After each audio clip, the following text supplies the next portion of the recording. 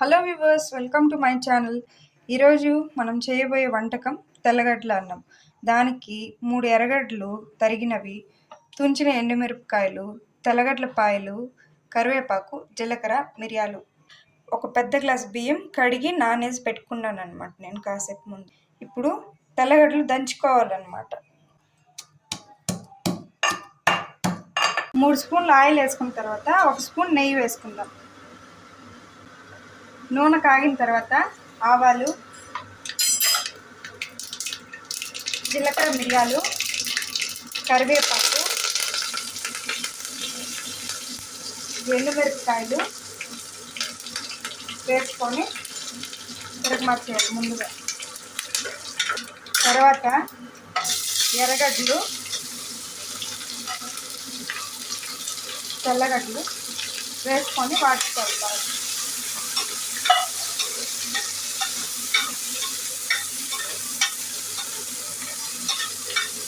సరిపడా ఉప్పు వేసుకోండి.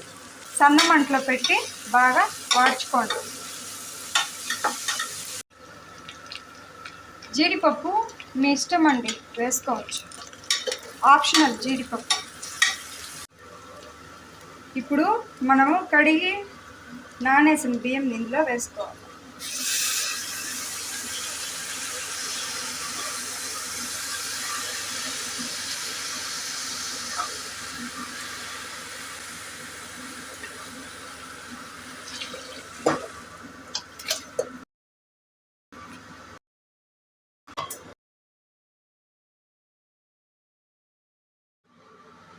కుక్కర్ మూత వేసి 2 విజిల్ వచ్చేంత వరకు ఉంచాలి. ఇప్పుడు 2 విజిల్ తర్వాత అంతే అండి, వేడివేడిగా సర్వ్ చేసుకోండి బౌల్లోకి. తెల్లగడ్డ అన్నం రెడీ. ఇప్పుడు దీన్ని వేడివేడిగా చికెన్ గ్రేవీతో, మటన్ గ్రేవీతో, లేకపోతే పన్నీర్ బటర్ మసాలాతో సర్వ్ చేసుకోవచ్చు. మేమైతే పన్నీర్ బటర్ మసాలా రెడీ చేసాం. లైక్ చేయండి, సబ్స్క్రైబ్ చేసుకోండి. సబ్స్క్రైబ్ చేయండి.